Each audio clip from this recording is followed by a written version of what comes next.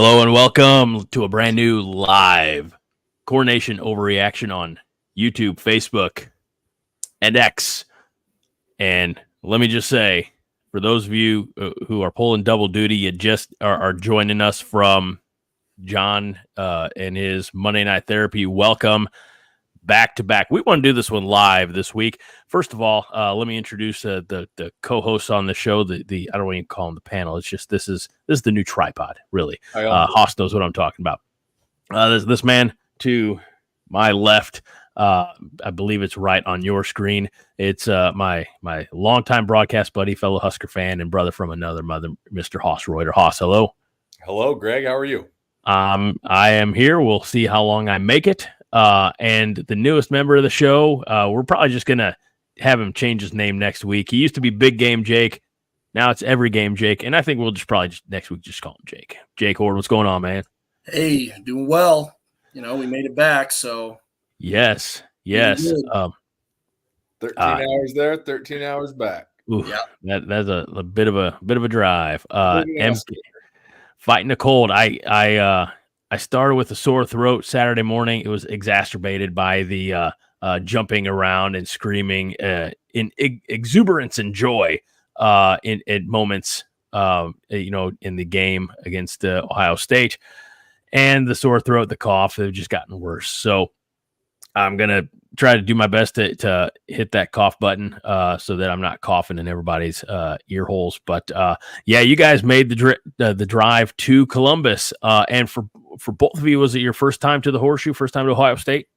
Yeah. First time really west of, I'd say, East Lansing, Michigan. So that was or east of East Lansing. Evidently, my brain's cooked right now. My first time east of Detroit, Michigan. So it was a good time. The drive was a little bit of a grind. I think we left Omaha probably somewhere around 5:45, 6 a.m. on Friday morning and rolled into Columbus at about 8:30. Really, the only bad part of the trip was hitting Indianapolis Friday rush hour traffic. Mm-hmm. But no, it was a good time. It was interesting to see Columbus on Friday night, go out, grab a bite to eat, have a few beers. And then Saturday morning, got up, had some breakfast, and then we got, over to campus as soon as possible. Pretty good, pregame tailgate atmosphere feel? Yeah. Campus is huge. I mean, you can definitely tell that it's a major college football fan base. I mean, all the other road games I've ever been to, it's been at programs that I know I'll probably catch some flack for this from some people, but, programs that I view as lesser than Nebraska, so like going to Kinnick at Iowa City, Minneapolis, TCF Bank up in Minneapolis, Evanston, Northwestern, East Lansing, and to go to a stadium that's every bit your peer in terms of a stadium was pretty interesting. And, fan base, I mean, they have a huge fan base. Ohio's got a lot bigger of a population than Nebraska. But it was really interesting to see that. And I know Jake kind of poked his head into the big noon kickoff area before the game and saw what was going on there. But it was cool. We got to our seats ASAP, but we got tired of kind of walking around. But I'll let Jake kind of chime in here as well. Yeah, first off, I want to say if there are any Ohio State fans or that happen to see this, thank you for the hospitality. For the most part, everything was great. You're always going to have some fans that are going to be a little rough and maybe a little rude and crass, but for the most part, the Ohio State fans were great and treated us with a lot of respect and were very welcoming. The feeling of the stadium, we got there really early. We walked up the death steps too, if anyone knows what those are. Yeah, it was like climbing. I mean, the angle is like insane. Like it feels like when you're sitting in those stands, like you're about to fall right into the stadium. It's just, It's a long way down. But the atmosphere, I'll touch on this briefly, was not as electric or as intense as I had anticipated it with the reputation of the Horseshoe that I had thought going in. I fully expected that I was going to be told by like a 7-year-old Ohio State fan to go fuck myself. I was totally thinking that, and I'm glad, the fans were really, welcoming and everything. But the overall, it didn't feel electric, and I ended up kind of talking to some fans next to us that were really, really cool. And I said, like, hey, no disrespect, with all due respect. Do you come to a lot of games? He was like, yeah, a couple a year. And I said, okay, is it always this dead? Like, it just feels, this wasn't what I was expecting. And he was like, dude, it's never like this. I don't know what is going on today, but it's just dead. Do you think it's because as a fan base, they just didn't view Nebraska as a credible threat? I mean, obviously it's not Michigan. They'd get up for Michigan or Penn State. They're coming off of a bye, and we're coming off of our worst loss of the season against Indiana. Do you think like, oh, we don't have to get excited about this. It's Nebraska. Nebraska's horrible. We'll smoke them and then we'll go home and relax, take a nap. That's a part of it. If I can take this one real quick, Jake. Go ahead. I think that's a part of it. And the other thing, based on some conversation with some Ohio State fans, that's not really a fan base that has a whole lot of faith in that team right now. Yeah. Especially Ryan Day. They're not a big fan of Chip Kelly either. Yep. That was what these guys were saying over here is also it seems like the wind was taken out of their sails after they lost to Oregon.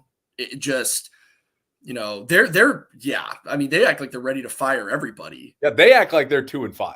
They were talking about Ryan Day. Like one guy, I heard a fan. He was like, "Yeah, he needs to go. Day needs to go." Because I thought he was talking about Chip Kelly. Then he said it was Day. I'm like, okay. What about that guy next to you as well? That when they introduced the 2014 national championship team at halftime, and Urban's talking, he's like, "We want Herb." Yeah.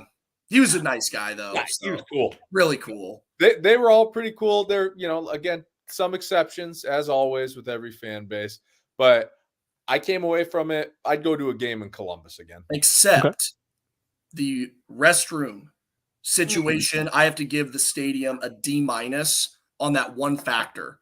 If you wanted to go to the restroom, you had to wait. What our one guy we went with was in the bathroom for about 45 to 50 minutes waiting in line. And then Haas and I went down to try to, go all the way from C deck down to the very bottom. It was insane. So for that one reason, whoever is managing, the manager, whoever, I don't know, I'm not in event planning. They need to do something. You need to do something. You need to bring in 400 porta potties or something and line them up. That was ridiculous. Jake and I went on some Ohio State fan usher when we were waiting in line at a porta potty at the bottom of the stadium. Was like, if you guys want a restroom with no lines, follow me. And so me, Jake, and two other guys followed him all the way from the southeast corner of the stadium to the northwest corner of the stadium. It was like going on the Lewis and Clark expedition. We went up a freight elevator. We went up some flights of stairs, down a long, narrow hallway, through a concourse. And then there's just this bathroom all the way on the north side with absolutely nobody in it. So we actually, despite that journey from one side of the stadium to the other, we got back to our seats in less time than it would have taken us just to stand in line at the bathrooms. I saw a dude, a Julian Sayin jersey, that he was at the end of the line when we went to come back. He had barely moved. We ran by him. Yeah, we were running through there on our way. He probably barely saw the second half. The second half, honestly. And then one last thing, you touched about the Julian Sayin jersey, so I'm just going to take this. Let's do that. Yeah, let's get into that. I've never met a fan base that loves jerseys as much as Ohio State. And I've got strong opinions on grown men wearing jerseys. And it's just one of those things that they're not wearing that's a screen printed Nike Ohio State jersey that they bought at Academy Outdoor, for $60, $70. No, these are embroidered numbers, names on the back. They are wearing jerseys for players that you don't even really know are great players on their team. I saw somebody wearing a Styles jersey and I'm like, who the hell is Styles? It's their D end, they wear their backup quarterbacks jerseys. Yeah. We saw a guy wearing a Joe Burrow Ohio State jersey. He was a you don't get to claim him, So it is amazing. I've never seen a phenomenon like this. And so Jake and I were talking about how he noticed when you were watching the Patriots game a couple weeks ago, everybody in the crowd is wearing Patriots jerseys. You even see somebody wearing an old school Drew Bledsoe jersey, which I love, by the way, and I kind of wanted to get one. Badass. It's badass. Obscure jerseys are awesome when you see them at the NFL level. I think what you were going to say is, based on our conversation, the further east you go, more of a jersey culture. The further north, the further east you go south, polos and slacks. And then Midwestern football culture is jeans and hoodies. Jeans and hoodies. And by the way, Aaron's right about Steelers fans. My wife and I were at a Steelers, we were at a sports bar last Sunday just grabbing something to eat. And there was a whole table of Steelers jerseys. I think we saw 3 TJ Watt jerseys. It was like a group of like 10 guys. And let's see. I have the first jersey I ever had. I still claim it's kind of my favorite Christmas gift to this day. I probably got it when I was 18, 19, 70, something like that. Anyway, Jerome Bettis. I have embroidered Jack Lambert. I have Troy Polamalu Super Bowl 40 jersey. That's the only one that's white. I have a Mean Joe Green jersey. I have a Brett Kiesel. Yes, I've got that black and gold, like the Bumblebee throwback jersey. Is there another one that I have? Oh, the one where you look like an escaped convict wearing it? Yeah, that's me. And I know this is going to catch me 8 shades of hell on this show, but I have a Kelly Green Jerome Bettis Notre Dame jersey. Yeah, I know. I'm going to wear it next week just to mess with you. Greg, I'm Catholic and I hate Notre Dame. Sorry, you feel that way. Yeah. All the Notre Dame fans in Omaha. Rudy's still my favorite. I own 2 jerseys currently. The rest are in storage at my mom and dad's from when I was a kid. I don't wear these jerseys. I was given a Patrick Mahomes Chiefs jersey at Hy-Vee when I was shopping on Super Bowl Sunday a few years ago. They were giving them away to random people. Wore it for that game, and then I'm going to put it into a frame. And then I have a Will Shields Kansas City Chiefs jersey, stitched numbers and all that I'm going to put in a frame as well. That'd be good. One day. So the best offensive lineman ever to come out of Nebraska, in my opinion. Well, let's jump back to the stadium. We were talking about bathrooms. Minnie was also at the game, and she said the ladies' restroom experience was A+. You're lucky. You're lucky. We had urinals or troughs. And honestly, troughs aren't the worst thing in the world. They're not. Aaron Rostovsky says Horseshoe's a totally different place for an 11 a.m. game versus a later game. I bet a night game there is fucking wild. Yeah, I agree. Especially with all those fans drinking and tailgating all day. I believe that for sure. That seems like, I will say there's elements of that Ohio State fan base that I bet they have some pretty interesting taste in liquor. Yeah. Like I see that. Steel Reserve. Fred hates vertical stadiums, and the Alamo Dome was like that as well. So yep, I remember that. TSD is just glad, Hoss, you were able to branch out. You've been in captivity for years, allegedly. I didn't know. Yeah, you were in captivity. I've been south, I've been west. It took me until I was 27, almost 28 to start making forays deep into Big Ten country to the east. You let me know. Maybe next year, Champaign. I'll meet you there. Oh, yeah, we stopped in Champaign. Woof. I mean, it's not a great town. No, we saw a minivan as the only car parked outside of a strip club. Speaking of, it wasn't mine, but Justin Rashi says Greg sounds like our old head coach after a weekend at the Horny Rhino. I'm not familiar with that establishment. Thanks, Raji. All right, so let us progress in our show. Comment: Ohio State fans drink Malort. Nobody does. Yep. Nobody drinks Malort, Fred. I bet Ohio State fans do. I bet the one guy in front of us who was just kind of a general shit talker. He was like the commentator of shit talkers. I bet he does. That's the kind of guy that claims he's drinking, I've had like 12 beers. He's really had 4. I don't want to talk about that guy. That guy was a jerk off. I love how we had the same idea about that guy. Yeah. All right. Malort is based in Chicago. Is it? Okay. Yeah, well, you're not wrong. That doesn't mean, look, Buckeye fans are a little crazy. So I want a sticker for drinking. I think they're a Steel Reserve and a Mad Dog 2020 kind of. I can't believe that's all they gave you, Fred, was a sticker. They should have given you like a trophy or a medal or something. A gift card to Texas Roadhouse. Do you guys want to get into the meat and potatoes of this? I think we should get into the X's and O's of this. And I mean, look, this one could have been better. Could have been a lot worse. At the end of the day, going on the road to Columbus, even if it wasn't as hostile as maybe we were expecting, I'm not calling it a moral victory. Matt Rhule wouldn't call it a moral victory. You had an opportunity to win late in the game, but you end up losing 21-17 on the road to the number 4 team in the country, guys. And Nebraska, I don't want to just say that they played better than expected. I think, truth be told, with the exception of a few spots, they outplayed Ohio State in that game. Oh, for sure. I felt like, and I said this directly after the game, we went blow for blow and out physical the number 4 team in the country. I know there's no such thing as a moral victory, but in terms of process-oriented improvement, incremental improvement, this was a big step forward for the program. It sucks that it's still a loss because, like Rhule said, you got to win these games. Yeah. Yeah. I mean, the physicality as far as shutting their run game down, I mean, their best run of the day was a Travion Henderson bounce to the outside for 15. Our defense looked very fast and hostile and got in closed gaps very quickly. We had such a high view of everything going on. It was awesome. You saw the ball go somewhere and white jerseys, like 3 or 4 of them were just there so quickly. Offensively, Hassam, I don't know if you'd agree, that's where the mismatch kind of was, especially receivers versus safeties and corners. Ohio State was much faster. Just overall, I'm just on speed in general. They seemed like they were very quick, and we just looked a step slow a lot of the time. Yeah, it felt like our margin for error was razor thin the entire game.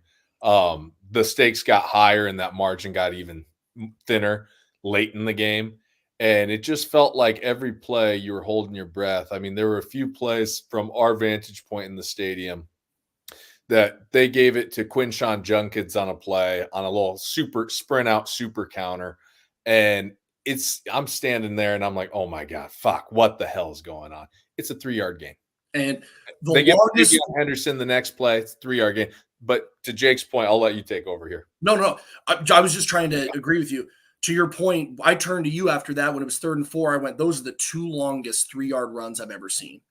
Because they blew us off the ball. They had a really great play call with their run design, but our players made plays that I think under previous coaching staffs they wouldn't have. And those would have been big runs for big yardage. And I'm really proud of the guys. I think under Chinander, definitely Chinander, and even perhaps Tony White last year, by this point in the year, some of those runs late in the game would have started maybe breaking for Ohio State. Yeah. I mean, a Bob Diaco last year. A Bob Diaco defense probably could have shut it down. No reasonable reason. Okay, I don't want to talk about Bob Diaco. It's the last time I'll ever mention his name. Moving on. Oh, but that athleticism advantage that they had, I felt like is what made the margin for error so small. You know, that you get a guy just a crease, he's gone. You could see that was reflected in Chip Kelly's play calling too. There was a 3rd and 9 on Ohio State's last drive before they punted it back to us, and they run just a little bit of, some rip Liz motion out of the backfield with the back, and they just swing it out real quick to Henderson. He gets nailed for a loss on the play. So they were still operating under the assumption that they had this big advantage, and we had to play great team defense to overcome that. There was no superstar defensive performance in this game. This was just 11 players functioning together as a singular unit, and it was a great thing to see from this unit, especially coming on the heels of just getting absolutely embarrassed against Indiana, a team that just sliced and diced and displaced the line of scrimmage all game long. So to be able to follow that up with a performance like this against a team that was averaging, I think I saw like 43 points per game, and they were the number 7 ranked rushing offense in the country, to hold them to, I think it was 285 after a couple of kneel downs. That's huge. I mean, because this defense balled out. And like Rhule said in the post-game press conference, save for 3 plays, the deep shot to Carnell Wright, the deep shot to Jeremiah Smith, and when they deked us on Quinshawn Judkins' touchdown catch after we took the lead, the defense played an absolutely elite game. I mean, this honestly should go down as one of the better defensive performances in Nebraska history, all things considered. You're absolutely right. Nebraska allowed Ohio State 285 yards, only 64 yards rushing, 221 yards passing. Obviously, that's how math works. There you go, Fred. Saved you the trouble. I bet if you took away those 2 long touchdown catches, and if is like saying if my aunt had balls, she'd be my uncle. But if you took away those 2 long touchdown passes, let's say we had a DB in position to swat it away, you're looking at what sub 150 yards passing too. Yeah, I mean, you're talking that those 2 touchdown passes were exactly 100 yards, 40 and 60. So take 100 yards off, we're at 121.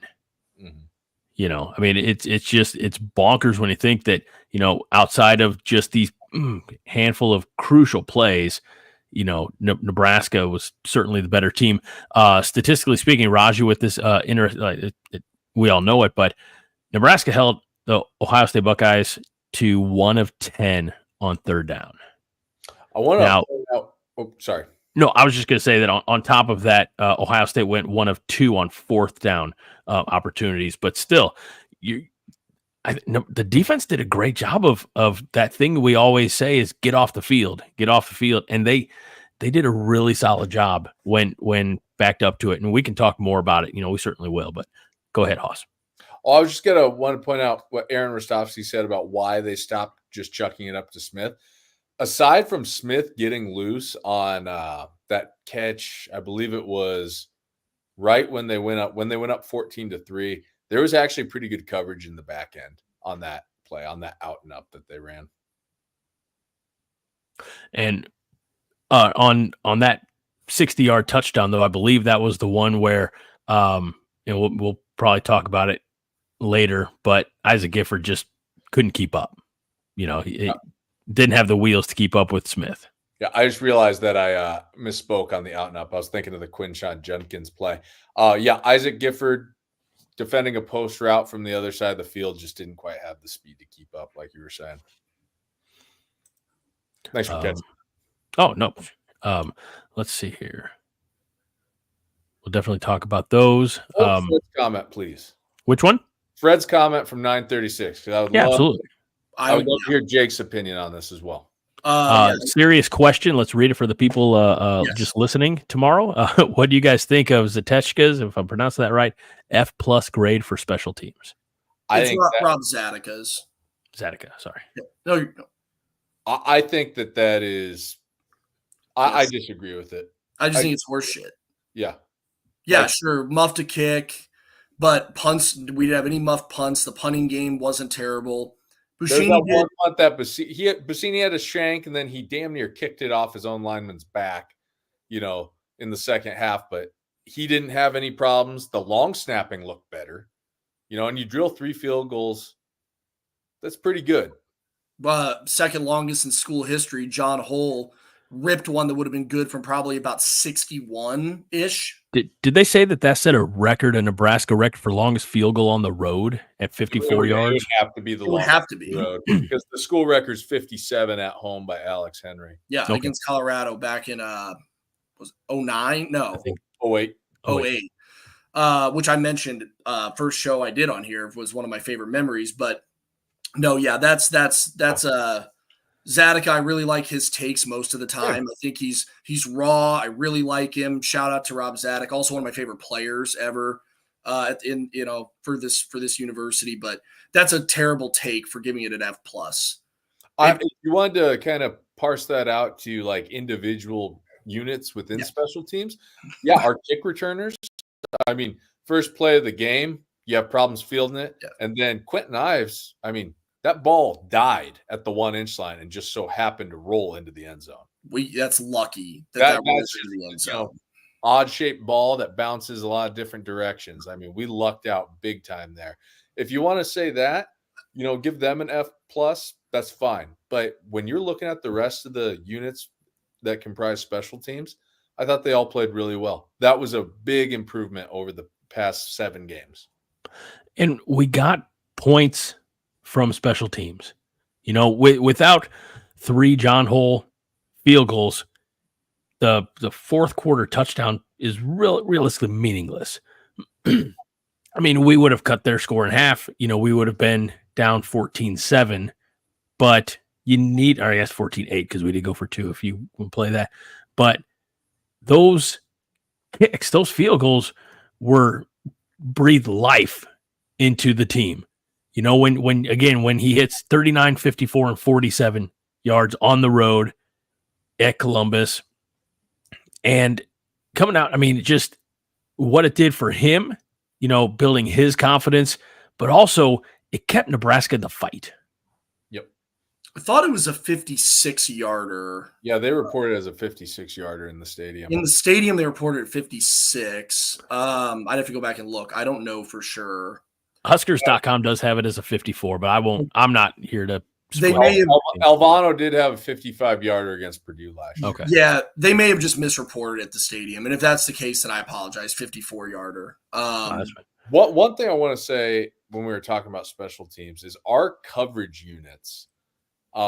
They gave up a great opportunity to pin Ohio State on the 1, and if I'm not mistaken, that was when they spotted at the 20 for the touchback. That was the drive that they went down and scored. I think it was right at the tail end of the third quarter or fourth quarter, or I might have those out of order a little bit because I don't have my notes in front of me. Regardless, stopping them at the 1 would have been huge on field position. Right. Yeah. Because I think that might have been in the midst of when we were 3-and-outing them, but we may have had a breakdown on offense after they punted it away. Yeah, looks like it's all been confirmed everywhere. Report is 54, so we'll call it 54. They just misreported the stadium, Haas. They must have just made the mistake and miscounted it. But kind of like their bathroom situation. Yeah, but to your point on that, everybody in the stadium apparently was off by 2 yards. In that game. Ugh. Well, but to I your think point, Ohio State fans are off by about 2 IQ points too. That's all you think they're off is 2? That's like marginal. I might put a 0 behind that too. I'm taking into account the nice folks that we talked to. Okay. I think maybe 2 standard deviations is what I was thinking. But no, to your point on the punt that could have been down, we've seen this multiple times this season. I can't remember exact, but I know I've seen it. We've been in this very room watching games where we've seen it, Haas. Mm-hmm. The room I'm sitting in right now. There were multiple ones against Indiana. Yeah, they don't track, find the ball, and turn. You see it now. It's hard to compare anything to the NFL, but NFL, you see it executed perfectly on Sundays so many times. Now, granted, that's the best of the best in the world, but it's just missed opportunities and it's poor coaching. We've talked about, Ed Foley ad nauseum on this show. So anyway, we don't need to talk. It's poor coaching again and again. So that's the thing. It goes back to Mike Leach's quote of you're either coaching it or you're allowing it to happen. And mistakes happen in football. Football is a game built on surviving mistakes and taking advantage of somebody else's mistakes. Yeah. And so with that said, if you make a mistake, that happens. That's natural part of the game. It's the human element of it. When mistakes happen over and over and over again, that's when it's like, that's a coaching issue. An example that I always like to bring up is when we had fumbling problems under Pelini. I knew people that would always, if you pointed out it was a coaching issue, they would always default to well, how could that be? It's not like the coaches are coaching them to go out there and fumble. Well, yeah, you're right. They're not telling them to fumble intentionally, but you know what they're not doing? Teaching them and correcting the issue on how to not fumble.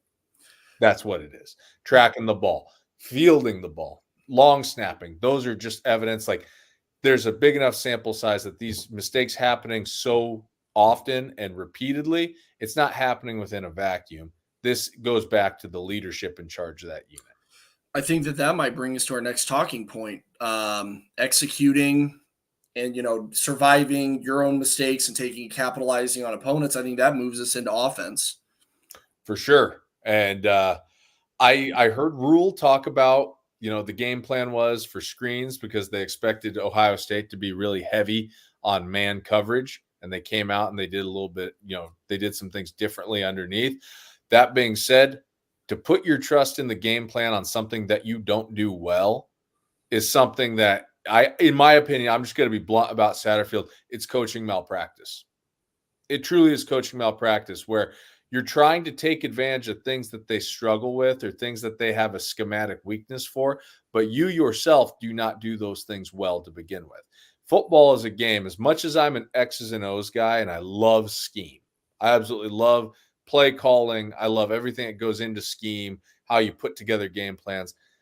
If you don't have the guys to execute a game plan or elements of the game plan, then you are a fraud as a football coach, because you are putting your guys into positions to not succeed. Yeah, to point out the ever famous definition of insanity is doing the same thing over and over and expecting a different result. That though, if you look at it, Haas, you're an X's and O's guy more so than myself. I look more at personnel, just because that's the eye that I have and the eye that you have, and we're just a little bit different. We're running essentially variations of basically the same play on these screens. Yeah, I mean, sure, slight differences, but mostly it's a variation of all the same thing. And the production on that play and its variations is zero. There is no, I don't care, to be blunt, what the fucking defense is you're seeing on film. You don't do it well. So find something else to do. If we were running these screen plays and they were working, we were getting a lot of production, I'd be all for it. Yep. Run 40 screens a game. Hell yeah, I'm here for it. It doesn't work. It hasn't worked all season. We don't have perimeter blocking to support it. It doesn't work. Our linemen don't get out in front of things fast enough. Neither do our receivers, and tight ends don't kick fast enough. It doesn't work, so throw it away. That entire section of that playbook should be torn out, I don't know, stuffed in a bag with dog excrement, lit on fire, and left on Satterfield's doorstep.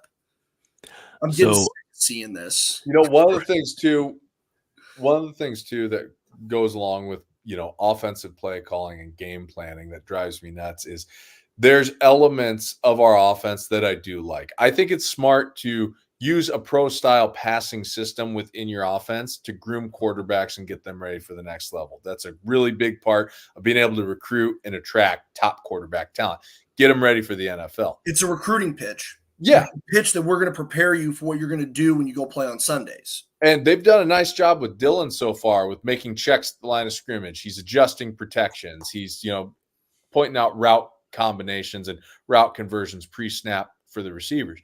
But one thing that really bothers me is, one, we talked about this last week. We don't throw things over the middle. Nope. And when I went back and rewatched the game for a second time today, we had route concepts that everyone goes towards the perimeter and nobody's in the middle of the field. Middle of the field's vacated post-snap based on Ohio State's play that they ran. They had people mugged up to the line of scrimmage. They were blitzing and then dropping off to the edges to defend a perimeter passing game. So when you're not taking advantage of natural weak points in the defensive structure, that's a big sign that you really don't know not only how to play call within the game, but your overall design of the offense. When you're sitting in your office from January to June before fall camp and you're putting together the structure of your offense, that really goes to show that you're not meeting it in that department either. If you were to look at like a scatter map of where the production is on passing plays, you're going to see that most of the production is coming inside the hash marks. You're going to see very little production outside. Yep. Now, there was a catch that was overturned. I forget who. I think it was Nayor, maybe. Haas, early in the game. Yeah, second drive of the game. Which was BS. It was a catch. His hands were under it. Last time I checked, that's a catch. No, did you see something different, Greg, on TV? It looked like he bobbled it. So, yeah. So, again, I was super excited at the catch, when it's at game speed. And as soon as it went to review and they showed the replay, I'm like, shit. He didn't have control of it. Because even best friend of the show, Josh, who I told about the show tonight that we're live, he's slacking or having a cigar or whatever the hell he's doing. He's not here. He's like, I heard the replay or heard it on the radio, but was it a catch? Like, should I be irate? I said, no, it wiggled. So it sucked because it was beautiful. And again, when you don't look the shit that they look at, Like they take a moment to look at that, and I know we're going to get into it when we get into officiating, but they don't take a minute to look at the spot on Emma Johnson's play.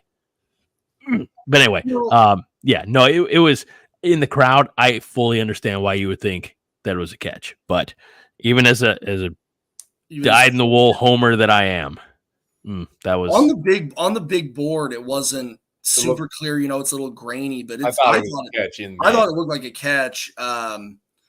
But again, I didn't see the TV. I didn't get all the angles, so I'll concede that. But regardless, there was also phantom push-offs that weren't push-offs. Again, we're not in officiating yet, but we look like we could have had some nice production on plays toward the perimeter this game, which is pretty crazy because this is easily the most talented team that we've played so far. And it looked like we actually had the best chance at having a lot of production on those type of passes. Real quick, I want to point out a comment to build off this conversation about perimeter passing game where somebody mentioned it. John Jacobs from 949, if you could pull that up, Greg. Rhule looked better. It looked like he wasn't freaked out on the big stage. He looked a little bit more mobile. Oh, shit. Sorry, something glitched on my computer. He looked like he took a big step forward. He looked like as an overall game manager, as an overall field general, he looked like he took a big step forward. The willingness to run, just the overall checking in and out of plays, being able to find the open men in kind of a system or a game plan that really wasn't designed for a whole lot of downfield passing. He made the most of the opportunities. That being said, perimeter passing, why this comment sparked the thought in my head, we throw that wheel route to Jamal Banks. It's wide ass open. Like, it cannot be any more wide open if you try. Now, it's a case of twofold case. One, it's a miss by Rhule. And yes, quarterbacks are going to make misses because of the large sample size of how many times they're handling the football in game. But in that situation where you scheme a guy open with a switch release on the wheel route, you cannot miss. That is, a huge miss that has to be completed.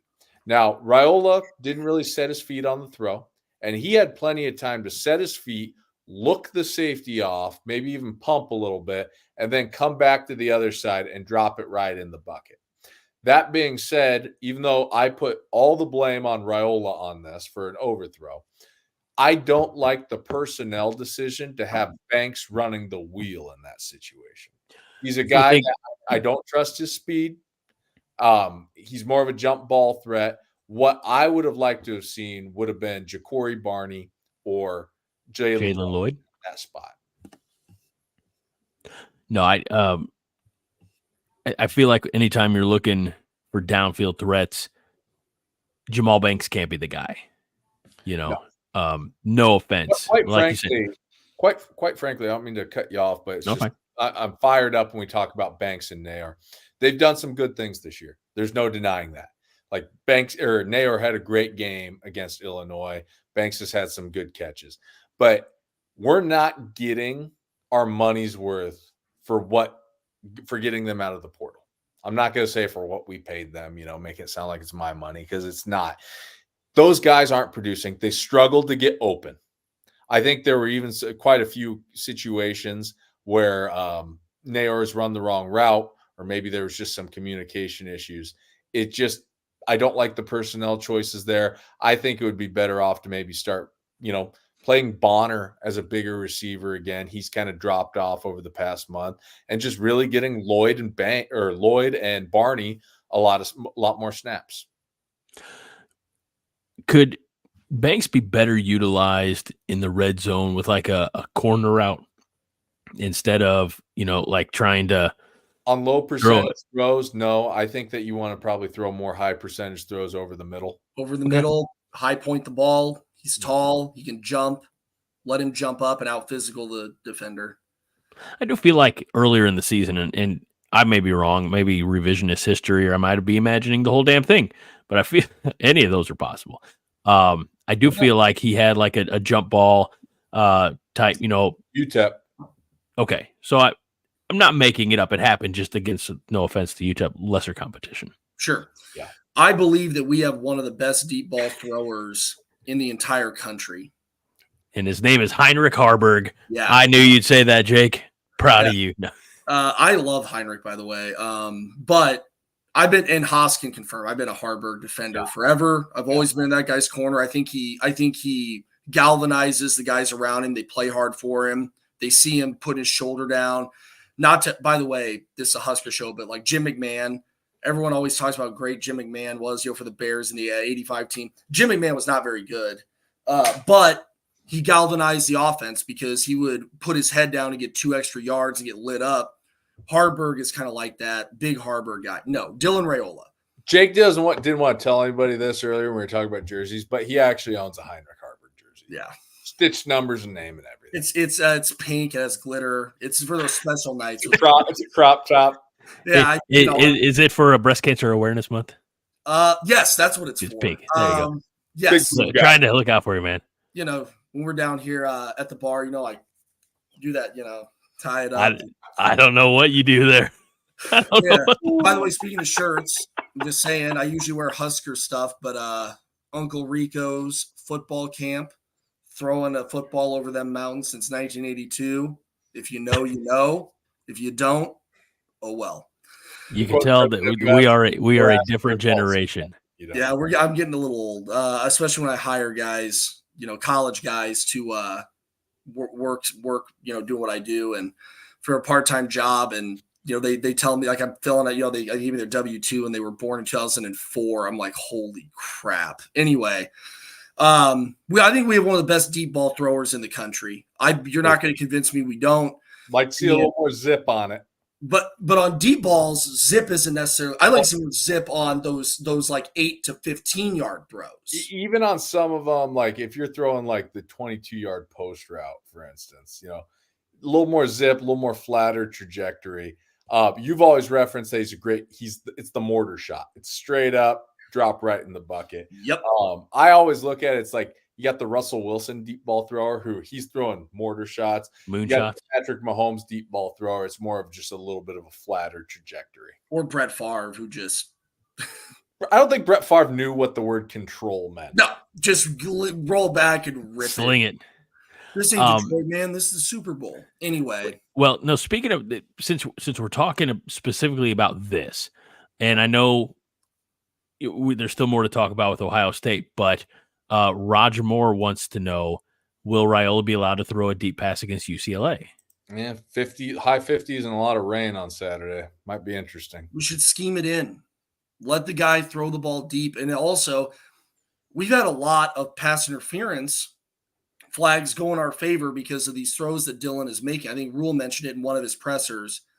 A lot of, maybe the yardage, the production might be a little skewed because we've drawn so many pass interference penalties because of the way he's throwing the ball. Justin Rogge, arm punt. Yeah, arm punt. Throw the thing 70 yards. If he gets picked, you got to do it. You have to do it. You have to show defenses that you have the ability to do it. Seems like, and Haas, I don't know if this is something that you were going to point out in the more recent comments here, but there's a lot of conversation about Malachi Coleman. Is that where you were going? Yeah. All right. Let's see if I can do this in order to me, not necessarily order that they came in, but we're talking about the receiving core.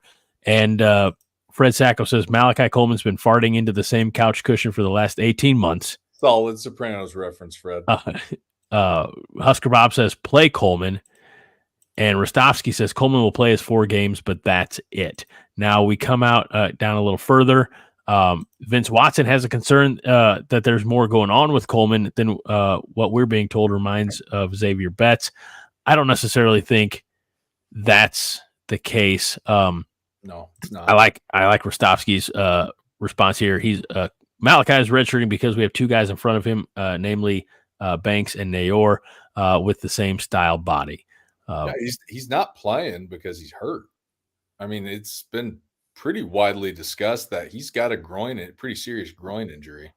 Well, that's the reason. Right. But I listened to or watched, I guess, Matt Rhule's presser today and said that he's doing really good things on the scout squad.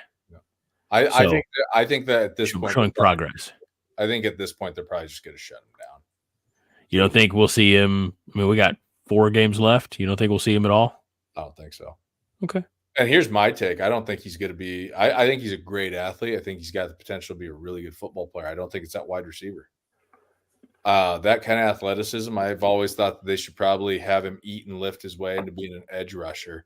Because that kind of athleticism, if that translated to that side of the ball, which is kind of where Colorado even wanted him as well when he visited out at when Deion Sanders had him out for an official visit.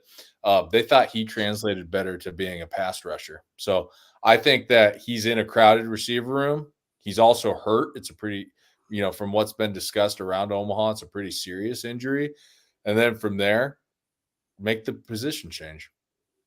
Well, that's what Vince Watson theorized as well. Coleman goes to defense, in my opinion, or transfers. I thought that one of the selling points for him coming to Lincoln was he wanted to stay on the offensive side of the ball. Well, that is, I think so. But at some point, you reach a point where it's like, are you going to beat your head against the wall to make something happen that's not going to happen, or do you go and explore where your potential could best be used? That's what we've been doing, though, Haas. As a whole entire program, we've been doing past 25 years. We beat our heads against the wall. Why would you beat your head against the wall continuously when it's only 3 steps to go around it? It's like what somebody pointed out about the deep ball against UCLA. I love the idea of scheming up the deep ball, as you mentioned. My reluctance was like wind and rain. We've seen Rhule really kind of pucker up in weather games.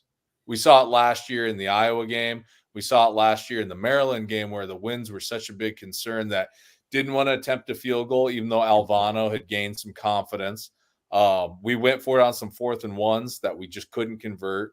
We punted instead of kicking a field goal when it was a shorter field goal because he didn't think we could get it.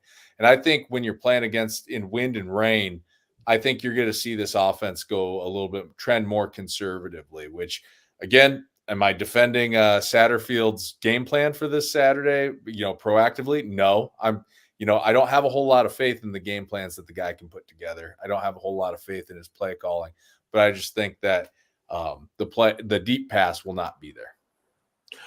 I want to ask you this, either of you, but Justin Rogers says regarding Malachi Coleman, maybe we see him do the Tommy Hill and move to defensive back, but that the groin would kind of hamper. If it's a persistent groin injury, it would hamper. I mean, doing something in shorter bursts like an edge rusher rather than a DB where there's a lot more running. Or am I don't understand the body. I mean, look at mine for crying out loud. I don't think he has this is just based on the sample size of what he showed his freshman year. I don't think he has the fluidity, to play DB. I think he's looks like somebody that could build his way into being a linebacker. I don't think he has the fluidity to really play receiver. I mean, no, I do. But not like, I don't think that's the optimal position for him, if that makes sense. I think he'll always just be a jump ball guy if he plays receiver. I don't think he's going to be a yak guy. Well, I'm not saying I agree or disagree. I think he could be a really good receiver at this level. So I want to make that clear right now. But I don't think it's optimal. I think he could be better utilized at a different position. And I think that position would be more of a, not comparing to Randy Gray, like a long, lean pass rusher type of guy. I think that he's an explosive athlete, supremely talented. And yeah, that's what I think. Well, it'll be a hell of a sales pitch that is for Rhule and company to try to get him to flip away from being a receiver. I think if they try, I think it goes south. I do. I don't know if he sticks around. Hey, you know what? No offense to the kid, but you're either in or you're out. Yeah. By the way, 50 degrees and rain, and we were we got to see kind of the up high view. Our offensive line was getting a lot of push against Ohio State's front. And I think lean into running that Brock, man. Pound that thing against UCLA on Saturday. They grew up a lot. Dowdell, by the way, looked way more explosive and quick and athletic than we've seen him at this, to this point. A little more patient, waiting for his blocks to develop. Finished with 60 yards on the ground. Gunnar Gatula and Justin Evans played a great game. Both awesome games by those guys. Ben Scott, again, quietly playing an excellent game. Quarterback in that offensive line, awesome job. One more time going back to Malachi, and I think we'll close the Malachi talk, but more the back half of this comment. But Aaron Rostovsky says, I think he'll be fine. A wide receiver also going into the year. They expected Carter Nelson to be a bigger part of this offense, and he's been milk carton for a long time. Probably more of the redshirt issue with him too. Unless year. He played UTEP. I don't think he played against Colorado. Didn't he have a touchdown against Colorado? No, he had a touchdown against Northern Iowa. Oh, that's right. I don't remember seeing him against Illinois. We saw him against Purdue. I don't think we saw him against Indiana. I don't think we saw him against Indiana, but I do think we saw him against Rutgers. So that's 4. Do we see him against Rutgers, or is that just me transposing the tight end screen to Fedoni? Should have gone to Nelson in that game. Dude, I don't remember. Too many tight ends. I do agree. Last thing I'll say, I agree with Aaron there. I mean, I think he could develop into a pretty damn good receiver. I just don't know if that's the optimal, ideal position for him, but I do think he can do it. I think he can do it really well. Roger Moore just pointed out anything from the 3-yard line, let Heinrich Haarberg handle it. I agree 100% on this, especially when you're looking at that 4th and goal after Hartzog's interception. This staff does not want to sneak Dylan Raiola, evidently. No. And so bring somebody in like Haarberg in that situation where you can just surge forward and get the touchdown, get the first down if it's a, line to gain situation. I really think that this needs to be a bigger part because I think we're kind of unnecessarily making this a little bit more difficult for ourselves in short yardage situations with, play designs and just kind of where we're thinking. Lining up in the gun with Haarberg, in that situation, probably not the greatest, because, you got mesh point, you have different issues to deal with from the 1-yard line, but just being able to put him in the eye, and sneak it, a big body. The Kansas City Chiefs would do that with Blake Bell all the time before they let him go. I think that's something that I would like to see in this offense moving forward. Question: why don't we? And I hate the phrase, and I hate saying it because I know exactly what type of responses or reactions it's going to generate in the chat. But when I think Ohio State, they were at 4th and short, and they lined up under center, and they did the good old-fashioned tush push. Why couldn't we have executed something like that from the Buckeyes 1-yard line? We actually talked about that on the drive home, where it's like put Nash and Ty right behind Haarberg, Raiola, whoever at quarterback, and push them in. Haas, we talked about during the damn game, man. I turned right to you, and I was like, why don't you just shove him in? The tush push is legal at this level. Yep, just put Ty in there. Snap the ball and have Ty just shove Dylan in. You know what? And by the way, if it didn't work and they stonewalled it, I wouldn't be mad about it. No, you try. Because I think it gives you the best possible chance of getting it in with that play. Or instead of trying to jump over the pile where everybody and their grandmother knew what was going to happen because they put it on film. They've put that exact on film before. Why not run to the pylon? Greg, I actually like that call. I do too, and I liked what Rhule said after the game. They thought that ball was supposed to be stopped because they run the Jalen Lloyd speed sweep. They thought that the ball was spotted on the half-yard line because that's where Lloyd went down. They respotted it on the 2. Yeah. So that affected the play call where they're like, oh, we're on the half-yard line. Let's just run Dowdell, have him leap over the pile. So, again, Big Ten officiating. We did it again on a 2-point conversion, and it worked. I don't hate that play. That was a touchdown that we did it on. That was the touchdown. The jump over the top? Yeah. Was that the touchdown, not the 2-pointer? Yeah, the 2-point was the shovel pass to Borkacher. You're right. My bad. That's right. Same thing. But you know what I mean. Doesn't matter. Well, yeah. I got it. I got you. But you know what I mean. Like, I don't hate that play call at all. I know a lot of fans are probably upset about it, and that's okay, but I have zero regrets about going for it on 4th down. Agreed, especially there. Expression, but you're on the road. You're a 25.5-point dog. Everybody thinks that you're going to get your ass kicked. You just got your ass kicked by Indiana the week before. It's a if we die, we die situation. And it's a game where go let your nuts hang out. Put it all on the line, Real quick, and then we'll close the book on this particular player as well. James Boardman says Carter Nelson's played in 8 games according to the official Nebraska Athletics website. Rostovsky doubles down. He's played in special teams every game. So thanks, James. Yeah. Thanks, Aaron. We appreciate you guys fact checking us, and I believe we're ready to move on. If I'm looking at my notes, we kind of talked a little bit about special teams. Is there anything else quickly to go over special teams wise, or do you want to go on to like the schematics and the game planning from the coaching point of view? The only thing I'll say about special teams moving forward is I think that in terms of just confidence, it's going to be huge for John Hull going forward. I think like you hit those kind of field goals in that situation where Jake, you remember during a game, it was like we celebrated the first field goal like we just won the Super Bowl on a last second kick. So we're like, holy shit, we made a field goal. Yeah. And the second one, you're kind of like, okay, it's the 54-yarder. You're almost speechless. Then the third one, you start to be like, okay, was it a fluke on those other two or what's going to happen here? Now, again, that's some confidence. In the stadium, they called it a 47-yarder on that last one. I don't know if that's actually accurate. I don't know if we were messed up or whatever the official reporting was because of the 56 versus the 54-yarder. But he ripped that 47-yarder right down the middle. Like it was a no-doubter, right off the boot. So what's crazy is remember when 47 used to be considered a long field goal? Yeah, we've evolved. Yeah. Quite a bit. What's next on the list, boys?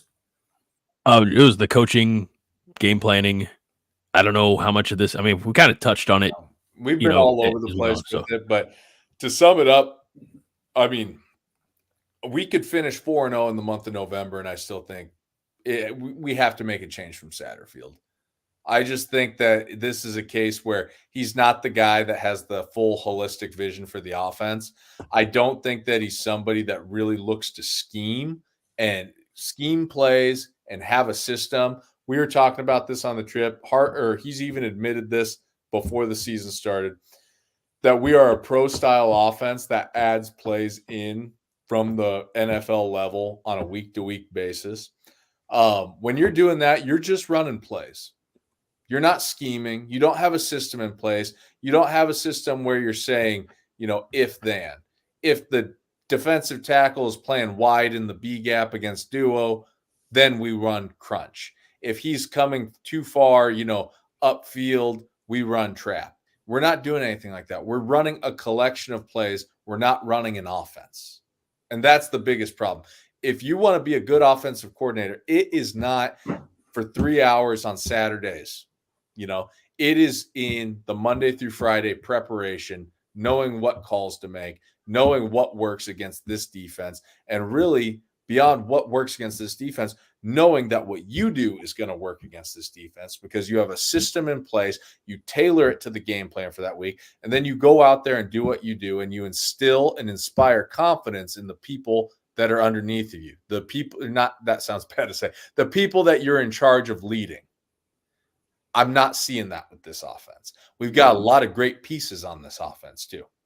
Like Dante Dowdell is kind of taken it, some pot shots over recent weeks, probably from myself included on some previous podcast episodes, but he runs like a Big Ten running back.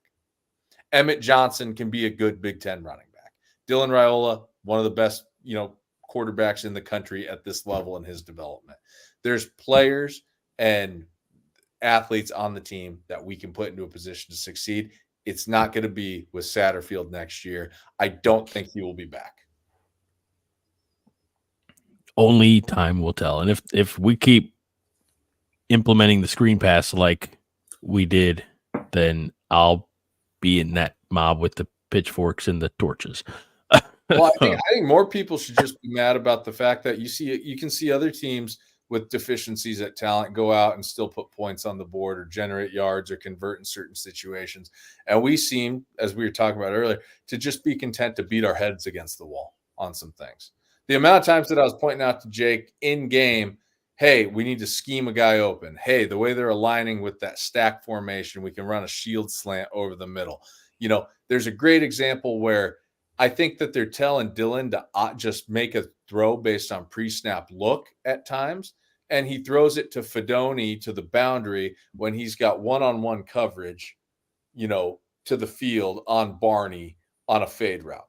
That also is a point that I wanted to bring up that we talked about on the trip, that if they're not telling Dylan to automatically throw a certain route based on pre-snap look, Dylan has to get better at the mental side of things, because he did leave Barney wide ass open. You could see that he was going to be wide ass open from the pre-snap look, and instead he checks it down. We end up scoring on that drive, yes, but I'm a big believer in score when you have the opportunity to, because the longer you're on the field, the more opportunities to fail that you invite in. It's just a larger sample size of, hey, you could fumble, throw an interception, have a mistake that breaks your back, knocks you out of field goal range, anything like that. So when the opportunity presents itself to score, you have to take it every time. And that goes into preparation Monday through Friday. We've got a few comments here that I want to take. First of all, BFOTS Josh Hansen says, GBR at the gym, so won't be typing, but I'm always listening. Get after it, brother. Because that's right. Can't wait to see the gains, Josh. Because I said, let's look at the notes here. Minnie says notes. Did somebody say notes? And Vince Watson curiously says thoughts on no passing touchdowns in October. Damn. Does that doesn't seem right, but I'm also not going to argue. I mean, let's look at, we had Rutgers, Indiana, Ohio State. Didn't exactly have the Corey Barney touchdown. Rutgers, we scored on a Dowdell run. And what was our other touchdown in that game? I expect you to know these things. I'll look. Drawing a blank. I'm on it. I don't have it either. Don't you worry. I've got it. I don't have it. No, I'm kidding. Let's see. The Janiron Bonner rush for 11 yards late in the first half. Okay, so no touchdown passes through October. Didn't have that one on the bingo card, Vince. That's for sure. Now, I think as telling or perhaps as damning is we only had 4 touchdowns the entire month. One for each week. Yeah, 2 against Rutgers, 1 against Indiana, 1 against Ohio State. So, Vince, that's some tremendous deep dive statistical analysis or question or hunting, but also very depressing. So, Husker Bob wants to know, how much windage did kickers and throwers need to compensate for in Columbus? Was it a windy day? That's the interesting one. That wind swirled around very strangely in that stadium. If you look towards the north end zone, the end zone that Hull kicked the 54-yarder through, the wind was coming straight out of the north. So he had a wind in his face on that one. But if you looked towards the south end zone where we were at, the flags were pointed north. So the wind must come in and just kind of swirl around, kind of like it does in Memorial Stadium. Yep. It was hard to predict. Yeah. Okay. Because I think like Ohio State, they missed that kick down in the south end zone where they had a headwind, in the wind in their face, they pushed it right. So I think it was just doing some weird things down there on the field.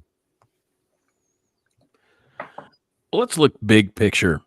Nebraska has 4 games left. It's going to be UCLA at home, another bye week. Then they're on the road to Los Angeles to face Southern California, home against Wisconsin, and on the road Black Friday, Iowa. They got their brains bashed in, figuratively speaking, a week and change back in Bloomington, Indiana, lose now 56-7. And a week ago, we sat here thinking, well, something drastic is going to happen. Something is going to have to change because this team's not cutting it. When we got to Five Heart podcast land on Thursday, we were taking predictions as we always do. Aaron Keene, who admitted to me via X during the game, he's like, oh, maybe the 600 29-0 or whatever it was a little pessimistic.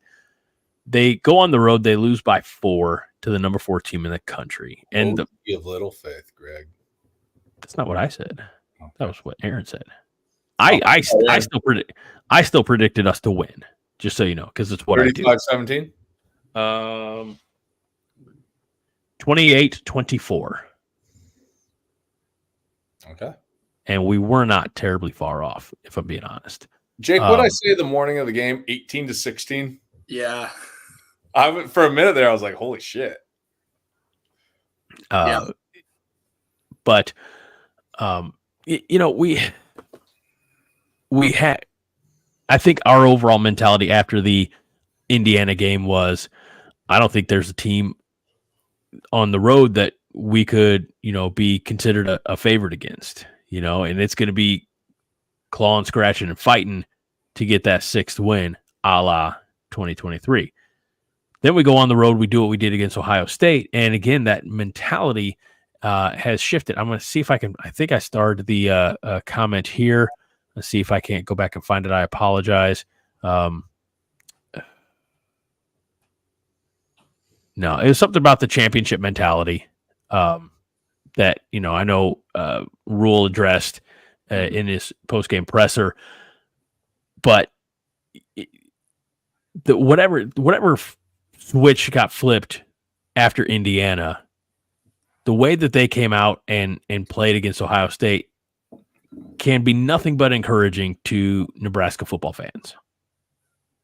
Absolutely. It's, like we were talking about after the game, we were walking out of the shoe.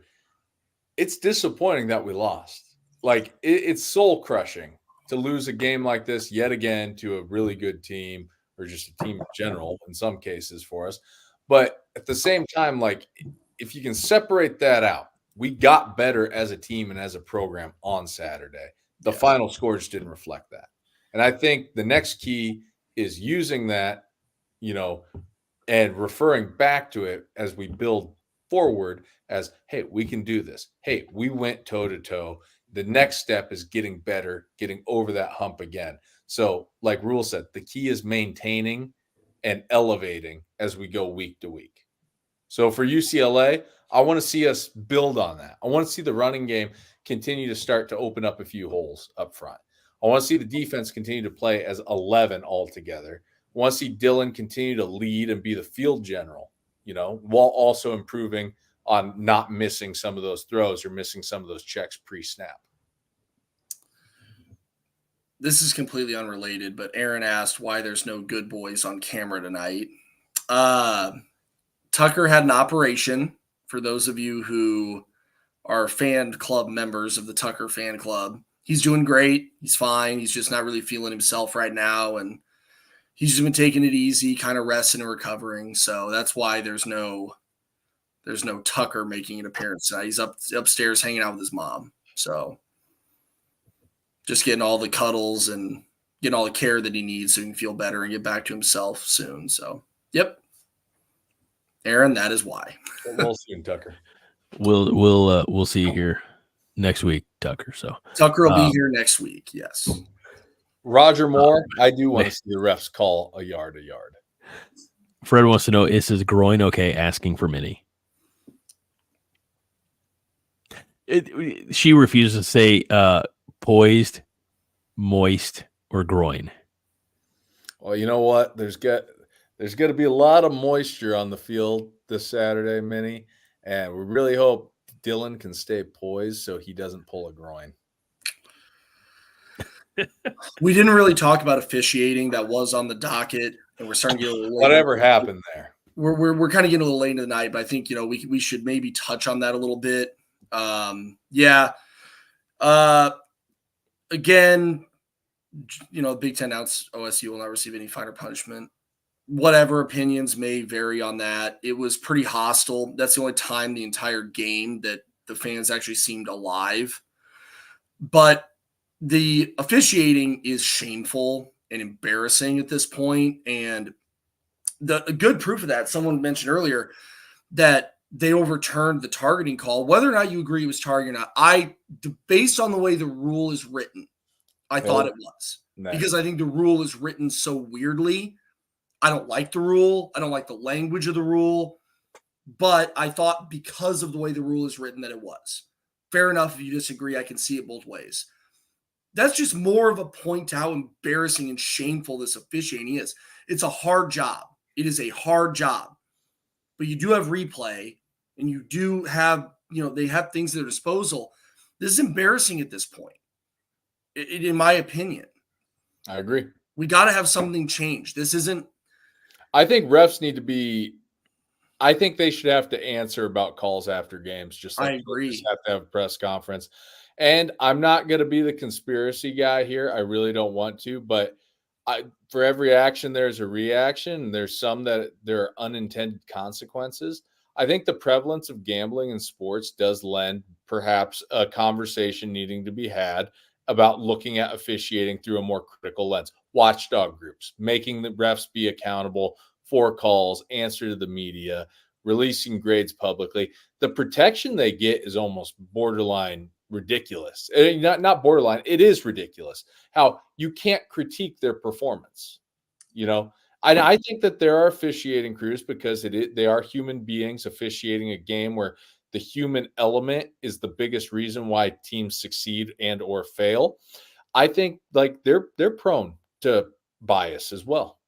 Like it happens. And I think that whether anyone wants to admit it or not, whether depending on how conspiratorial you want to get, I do think that new teams into the conference have gotten a hazing treatment similar to what Fred would make a joke about in the comments about Camp Kenosha.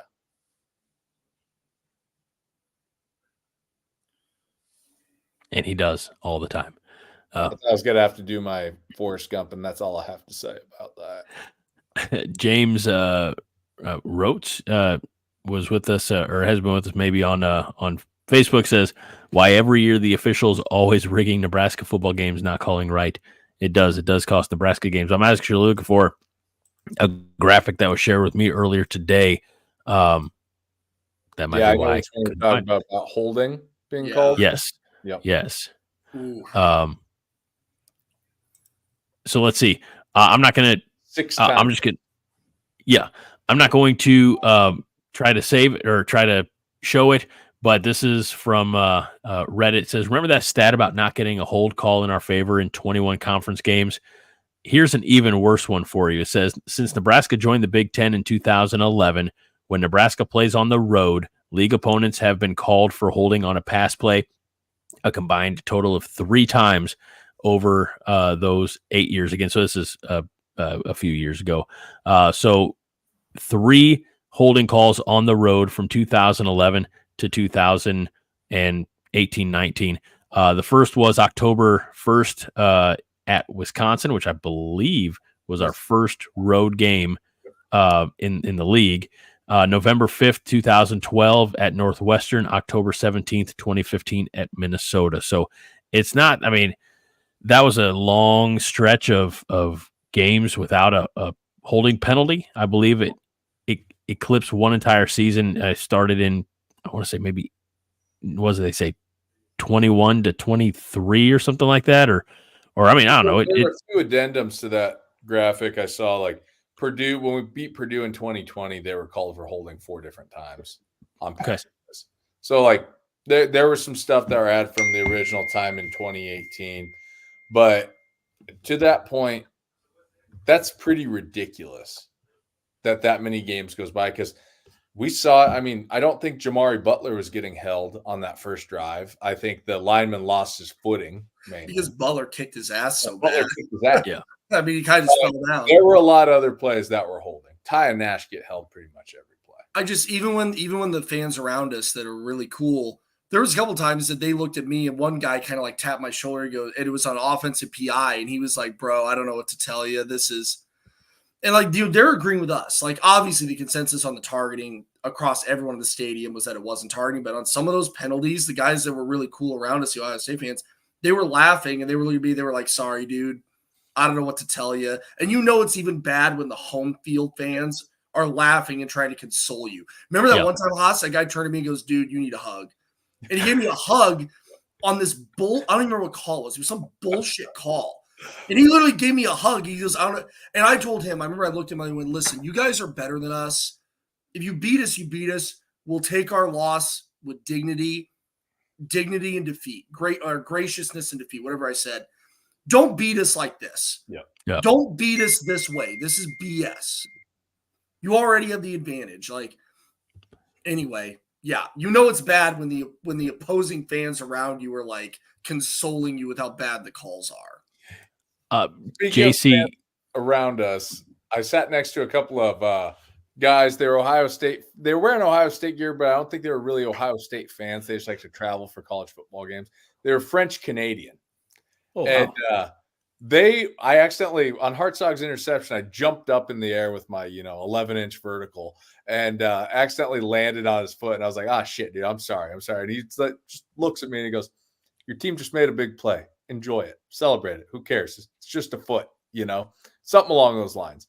And so, like, the fans, that we sat with, they were awesome. Like, those guys were rooting for Ohio State, obviously, but like, they were solid, just like the people sitting next to Jake down at the other end. Yeah. JC asked, how many one-score games have the refs screwed us? Quite a few, JC. Quite a few. Yeah. Quite a few. I did find that comment, by the way, about the championship mindset. And I should have known it would come from Aaron Rostovsky. He says, like Rhule said, it looked like our dudes had a championship mindset. That's a huge battle to win after the last decade. That right there is why after the game, I was disappointed that we lost, but I was also like, wow, I'm not like a raging lunatic right now, because I feel like while there's no such thing as a moral victory, you learn from experiences and you get better from it. It kind of reminds me of like, and maybe I should save this for later in the prediction portion for UCLA, but I kind of feel like it's like after the 2009 Texas game, where you go toe-to-toe with Texas and you lose on a screwed call there at the end, and then you go out and you just absolutely shit can Arizona, a very good Arizona team with a lot of future NFL guys, 33-0, So that's the kind of growth that I want to see. That's the kind of consistency I want to see, taking that experience, incorporating that into your overall confidence, and then building upon that your next time you have the chance to compete.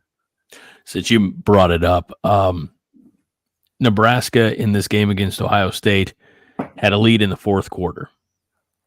And the tremendous Fox commentating crew, however you want to put it, the announcers, were so kind to say, hey, when was the last time Nebraska had a fourth quarter lead against the top 5 team? 2009 Texas. Whoa, that's a hard stat to hear. That's 15 years. I said it to Jake during the game. I was like, I've only been at one other game that felt like this in the fourth quarter. 2009 Texas. Yeah, you did. However, it was also the nature of how close that game was. It wasn't BS. It wasn't like we had a defensive, I'm not saying it's all part of the game, but it wasn't like Ohio State was out there just making bad plays and they played terribly and we lost. They were giving us everything they had. Yeah, I thought so.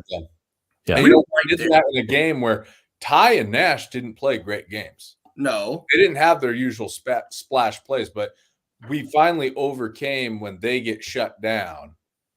Other guys stepped up around them and did their job. Which I don't want to name any of those names because we'll have risers and fallers here in a few minutes. Tony White, just to piggyback off this, sure. I love what he did with, we're in 3 down to start the game, realize that we can get pressure on the passers. So he does something that's just simple adjustments. We go 4 down, instead to continue to get pressure on those guys. Again, he coached his ass off. I think that's his best coaching performance in his time at Nebraska. And it came, honestly, after one of his worst coaching performances in Indiana. I don't know if he's left, but Joe Laleka said he was heading out, but wanted to give a shout-out to Joe. He's a new YouTube member, so thank you, Joe. Appreciate you, brother. A few, I guess maybe they're slightly bigger picture questions, but they're also, kind of straight, and some of them are even a little snarky. We'll start with Husker Bob, who said, at least our officiating issues should go away this Saturday because UCLA is the new team in the conference now. One can hope. Not hold our breath. By hook or crook, I'll take a win no matter how. That's right. Just win, baby. Vince Watson says, does Nebraska play to the level of their opponent's level? Like play like shit against shitty teams, step up in big games or perceived big games, i.e. Colorado. I'll say this. It's tough to say because Indiana was a big game.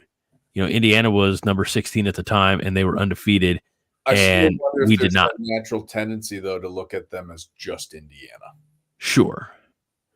Because they're a basketball school. Team that was picked, and they suck at that too. Team that was picked 17th in the Big Ten poll before the season. So, yeah. Jake, any thoughts on? I mean, I don't know if that's the case. I just think I said this. I went to X and I said this a few minutes after the Ohio State game, and I said, I believe Indiana was a fluke. Indiana was an example of how bad we could be if everything went wrong.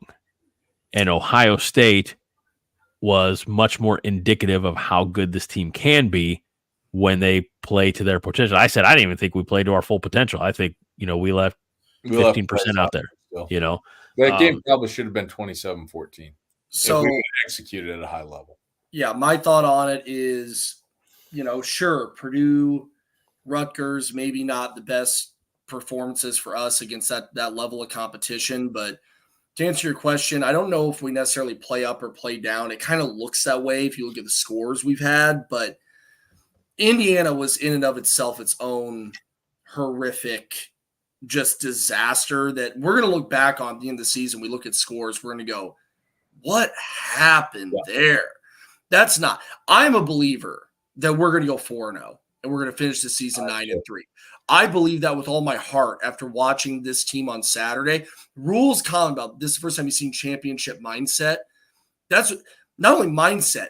We went toe-to-toe with a heavyweight and slugged it out with them, and by all we had them on the ropes. We had them on the ropes, and we just barely missed a couple. Not to make doing boxing, we barely missed a couple haymakers that could have put them away. And Ohio State is damn good. You saw them play in person. That is a good football team. Athletic. Oh, fast, athletic, physical. We were right there with them. We're not far off. And you know what the guy said next to me? Haas. The guy was like, "You guys are right here." Yep. A lot of people say like Rhule is going to get you guys where you want to be. Yeah. They were like that Indiana game was just a weird. They think they're gonna get their ass kicked by. Their fans think that Indiana's gonna. We were at that bar, Haas, and they were like, "Man, we're gonna get our ass kicked by Indiana." That is to the point about the comment. Sorry, Greg. No, I was to say, maybe it's not a case of playing up or down to the level of competition or your perceived level of competition. What I think it is it just goes back to a lack of consistency and this program's inability to constantly string together success. Sometimes we're our own worst enemy of self-sabotage. I like how Fred points out that Indiana was like that weird Texas Tech game. We lost 31-17 under Bo when we ended up in the Big 12 title game. We beat Mizzou 27-12. Then we lose to Texas Tech, and then we lose to Iowa State when we commit 7 turnovers. Then after that game, we finish out the year 5-0, 4-0, 5-0, whatever it was. Go play Texas in the Big 12 championship game. I feel like, again, that to pair it what Jake said, that we will finish 4-0. I think USC is an eminently winnable game. I think that the biggest threat is going to be Wisconsin. Interesting. We would not have had that on our bingo card earlier in the season. No. But I agree with that 100%. They're getting better and better every week. They're not vintage Wisconsin. No. They're not going to run the ball down your throat, and they're not going to have a defense that whoops your ass, but they're a good football team. By the way, TSD, where Princewell and Lenhart, I don't know where Princewell is, but if you actually look back and watch the game again, Lenhart actually played a really good game. Cameron Lenhart, dog. He may not have showed up on the stat sheet very much, but he was creating havoc all day. He was in there a lot. Yeah, 1 tackle, but the intangibles, what he did away from the ball. Disruptive and blew up a lot of plays setting the edge where some of the linebackers would come down on those running plays and make a stop. He played a hell of a game. Well, should we move over to risers and fallers? Let's do it. Real quick, two things. Kind of going back to the Indiana game here briefly, and I think when you take the entirety of the season, whether it's 12 games, 13 games, 16 games, whatever it looks like, you're going to take away the worst game, you're going to take away the best game, and then you're going to find where Nebraska is in the remaining there. But one more thing here from Fred. Fred says, seriously, the result of this game went like I imagined it would back when we thought we'd be 7-0 going in. That Indiana game skewed his prediction. So I think if you go into Columbus 7-0 and you lose by 4 points, you're still a top 10 team, so. Dude, 100%. I agree with that. Absolutely. This was the kind of game that I really thought it would be, going back to when I decided to, get tickets for this game and talk Jake into making the 13-hour trip, along with me and the other two that were going. I just felt like, it might not be one that we win, but it's going to be something that we just go there and it's a slugfest. Can I say that Haas took advantage of me in a vulnerable state, convincing me to go to this game? Tell them what we were doing, Jake. I don't remember. A shit ton of beers watching Creighton basketball. I was going to say we were watching Creighton, and I remember a lot of beers. And then I remember having some liquor, and then I remember being coerced into buying a ticket. Well, your dad positively peer pressured you. Yeah. Shout out to Guy if you're watching. We should have Guy make a guest appearance one of these weeks, Haas. A guest picker for rivalry week, the last week of the season. Honestly, we could do a gambling segment. Oh, he'd be awesome at that, man. This guy's, his insights and the way that he does, he's a big football guy, knows a lot about the game, and really good when it comes to betting lines and breaking things down. He actually would be kind of a fun guy to throw in for one of these, just like, even if it was just for like 10 minutes or something. Justin, I'm just trying to figure out who Josh is. Oh yeah, he's called me Josh several times. Has he been all right? I hope he's doing it on purpose just for fun. I hope so. If not, it's okay. My name is Jake, though. He said earlier that he's glad to see we weren't arrested. Haas and Josh weren't arrested. I saw that too. I will say this before we move on to risers and fallers. When it looked like that when we took the lead and then the crowd started getting hostile, I remember thinking we are in the very last row of the stadium. 41 rows up on C deck, literally backs to the wall. And it was like, we might have to fight our way out of here if we do win. And after the game, I told Jake, I was like, because we're both social studies guys, both have degrees as social studies teachers, even though neither of us use them.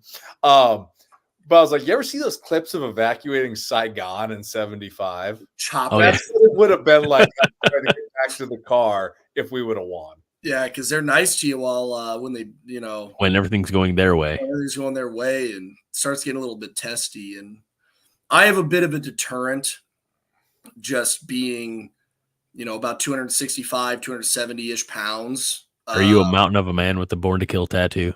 That's a really nice reference there. But no, not.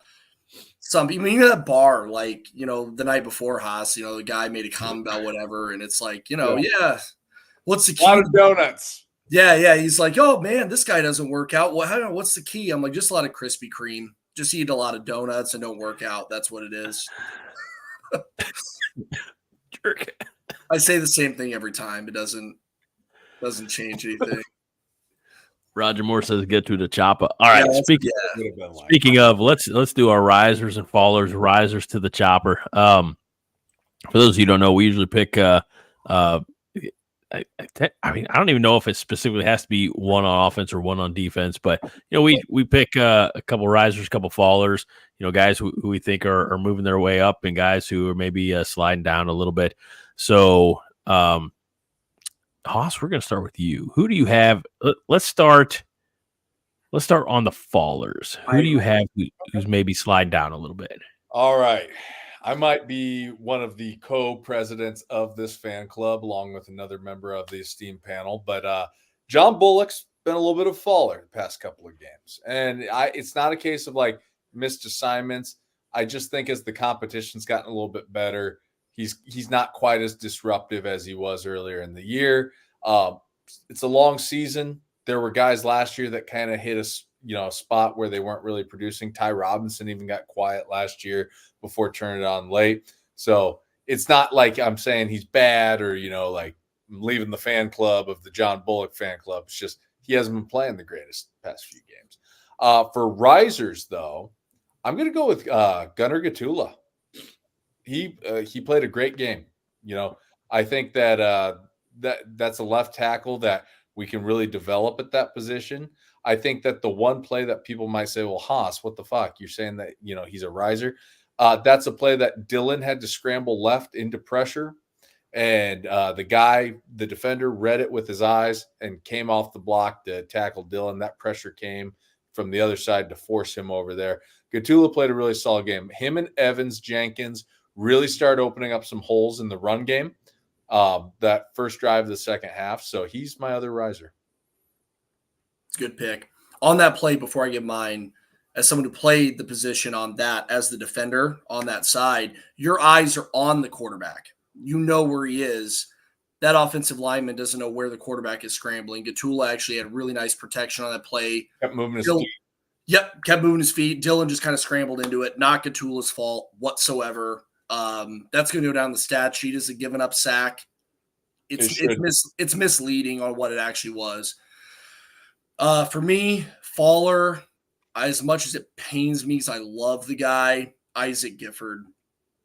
It's just hard to watch at times. And the thing is that I really believe the guy is one hell of a football player. He's just not showing it on he's even a guy that when he executes his assignments well right now, he's missing at the point of attack. I think he can correct it. I think he's got a little bit of the yips going on or something, but he's missing. And I have to put him in the falling category, but I don't, that's nothing against him. I think he's a hell of a football player. And he's not finishing the play. He's just not. And that's on tape. You can point it out multiple times. Not here, right? So whether it's coverage or run support. Yep. Yeah. Riser. I'm going to go with Thomas Fedoni. Okay. Fedoni, I think, is kind of showing what he could be. He's only a junior, yeah. I think that the guy could be a hell of a football player. He's shown really nice ability in the pass receiving game. He's a good blocker, and he's been a lot more explosive after the catch than he's shown earlier in the season. That might be another guy that needs to get some confidence back after the knee injuries. Hell yeah. And he's a guy that he's looking a lot quicker. I don't know if he's just now getting into a rhythm or what, but does not look like he did kind of at the beginning of the season. So for a riser, I'm going with Thomas Fedoni. Looking really, really nice the last few games. I don't have any qualms or debating for any of your selections. I think my faller, honestly, I think sadly probably going to be Isaac Gifford as well. I go back to that Jeremiah Smith touchdown, and you can't coach speed, but you can coach angles, and I just don't think he the point of attack wasn't right where it needed to be. Sometimes I wonder if he's in the right position, not through, but like if the coaches have him in the right position. And I think we've talked about this before. I always kind of assumed he was more of a undersized linebacker, but you all brought me back to reality and said, no, he's definitely a safety. But I just don't know. Actually, we were just talking about this today. Sorry to all good. Hey, if you retroactively agree with me, I'm all for it. But as a safety, he is not playing well. He is a better player around the line of scrimmage as a rover, like he was in 2023. I think the best case scenario, and maybe this is a bit of a long shot that can happen, it would be that Tommy Hill gets healthy. Sierra Wright can take the other corner spot. We can move Mario Buford back into the slot corner position, and Mario Buford back into the safety position, and Gifford back at rover. Marquise?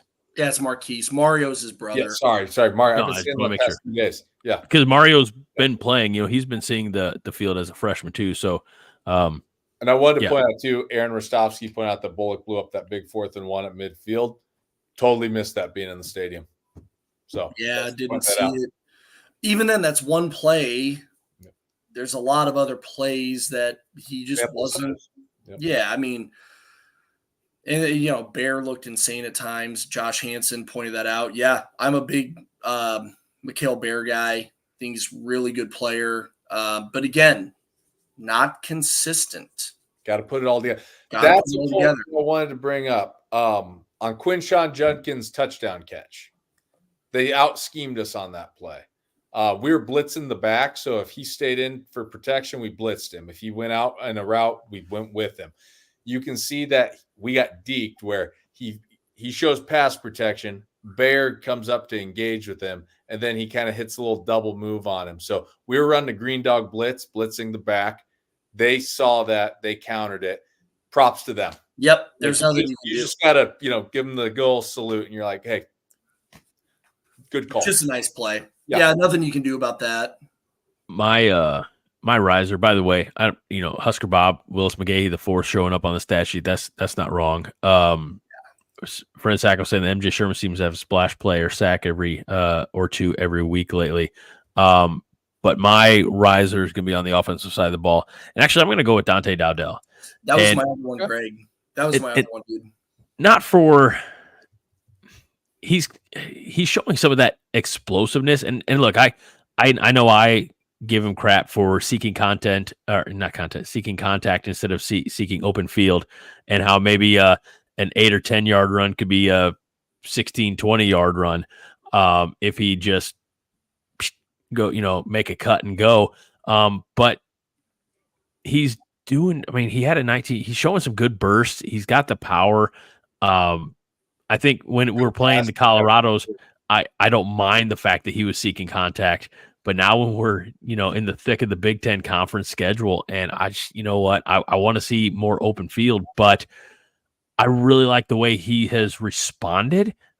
He averaged, 4.3 yards per carry. That's not, world beater. And again, he only had 60 yards, but as far as guys on the rise, give me the guy who's, who the coaches are trusting to handle the rock, 14 times. And, the guy who got us across the end zone. It could have happened on the play before, but, I'll still, we talked earlier about, in Nayor and Banks, how maybe they haven't, lived up to their price tag or however it was phrased. And that's definitely not as diplomatically it was initially stated. And I don't know if Dante's reached that full potential yet. But I see it. I see glimpses of it. And it again in a busy running back room where it kind of has come down especially with the injury to Ramir, but it's kind of come down to the two. He's being asked to do more. I'll put that on my riser. Hey, Greg, not only toting the rock, Haas, you want to take what he does? You want to take that? What else does he do besides tote the rock that is elite? Phenomenal pass protection. Phenomenal. There was a play, I forget which pass play it was, but it was a big completion that Dylan had that put us into field goal range right before the second half. And Dowdell steps up in pass protection on an A-gap blitz, and it was a delayed blitz from the linebacker. He still recognized it. He didn't get caught looking somewhere else or checking out on a swing. He stepped up, catches a piece of him. Doesn't, it's not an impressive block by any means. It's not like he but just catches a piece of him to knock him off track. And Raiola can step up and step into the throw.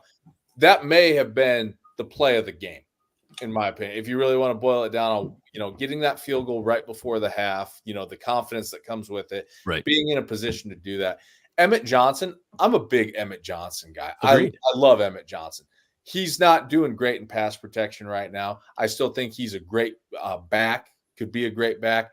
But right now, I think Dowdell's kind of pulled out in front a little bit on this, running back by committee approach. Agreed. couple things here. BFOTS Josh Hansen says, whatever we did third quarter, make the run work, do more of that all the times. That it was just kind of an attitude. It wasn't anything special. Yeah, we were running what we've always thing. ran. It just was working. I think this team got to halftime and they realized, you know what? We can play with these fucking guys. Yeah, we're right in this motherfucker. Like, let's go out and win it. And we thought we were going to win it. Aaron Rostovsky says MJ Sherman should be a riser for his post-game press conference alone. He was fantastic if he did see it. I didn't see it, but I'll go hunt it down and watch it after we finish up here.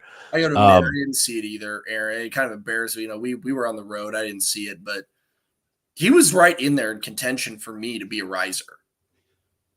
Right. He finished together like a 100-yard day against UCLA. Right. So I don't know, Jake. I think you said that MJ Sherman was right there to be in a riser, right? Right there. Yeah. He's just the key with MJ. Yep. He had a sack, 2 total tackles for loss, three total. Had himself a nice day. Again, not just sacks or tackles for loss, but in key moments. It's in real estate, it's location. In everywhere else, it's timing. Timing is everything. So if he doesn't get in the backfield and make one of those, TFLs at that moment, the game doesn't look the way it looks. So we'll take those stops. All right, let's move on to game balls, guys. I'm just going to give my 2 offense, defense right out of the gate. Offense, Ja'Cory Barney, some big catches over the middle, extended some drives. Just is looking like he's going to continue to develop into the player that we think he's capable of being. Defensively, Tony White. Okay. Game ball goes to Tony White. Jake, since I already know yours because you shared it with the group, I'm going to go ahead and throw mine out there real quick. Again, offensively, defensively. Defensively, I'm going to go Jamari Butler. I almost went there. I know. I'm sorry. Played a great game. Similarly, he had 5 total tackles, but 4 of them were behind the line of scrimmage. And then offensively, I think it'd be a disservice not to give it to Dylan Raiola. Not only did he, manage the game, he had to deal with some sacks, things like that, but managed the game passing. He went 21 of 32, 1 interception, yes, but in the time that 152 yards, but he also got the legs moving a little bit. And I don't like him being the second leading rusher on the team, but he moved the legs in, again, crucial times, extending some drives. So I go Jamari Butler. I go Dylan Raiola. Yeah, my first game ball is going to go to Matt Rhule for rallying the troops after a pathetic showing against Indiana to play a game like this, turn that team around with, like coordinating with the other coaches and getting the guys ready to play, and to play a game like that is amazing. And I think that Matt Rhule is a leader of men. Awesome job for him. The other one, as the chat is accurately predicting, John Holt, easily for me, game ball. If I can give a golden game ball, as if this was a game show, would be John Holt. You can for our purposes. Yeah, let's just. Who cares? We don't have an actual award to hand out, and they don't know we exist, so we can do whatever. If I could only give one game ball away, it'd be John Holt. John Holt in that hostile environment with how terrible special teams have been to nail those field goals he made. I understand it's all a team effort, right? The snap, the hold, the blocking, but to nail that, easily game ball winner for me. Huge confidence boost for the guy. He's got an NFL leg, looked awesome. So easily game ball winner for me. John Holt, keep kicking ass, brother. Hell yeah, brother. Let's not get into brother. Conversations, Haas. Let's not. What was that? Let's not get into the conversations we had on the way home, the Hulk Hogan discussions. We'll leave that a mystery in the lore. Yeah. Something mean, Gene. Of death. Yeah. There's no secrets among friends. No, there's some secrets that All right. Are we ready for predictions? Yep. Yes. Before we do, by the way, I kicked something off. Like, wait, hold on. Roger Moore says our kicker was awesome, accurate in that. And then last thing before predictions, Aaron Rostovsky says, "Oh, word on the street is Lofton's about to flip from Florida State. Will Funk put in a crystal ball today, and he doesn't do that without reason." Millard South tight end. So, okay, all right, 4-star, I believe. Good. Yeah, James Lofton. Yep. All right, so now we can get into predictions. And again, you guys were kind enough to give predictions and scores at the beginning. I don't think at the beginning, Hoss, at the beginning, he was just big game Jake. He wasn't even every game Jake, so he had to because we didn't know if we'd ever see him again. Jake. What did I have preseason? Preseason, you had Nebraska winning 31-21. Okay. I don't think our defense gives up 21 to those guys. I mean, they are improving, and they're actually a better team than a lot of people think. If we play defense like we did on Saturday against Ohio State, which is a big ask from a team that is not consistent, I think this looks something like 34-13. Okay, I'm going to like put that in parentheses. That's me basing our performance off of what we did on Saturday. Okay. Do I also think it could be a much different negative outcome based on our previous performance this season? Yes. But I'm basing my prediction off what we did on Saturday.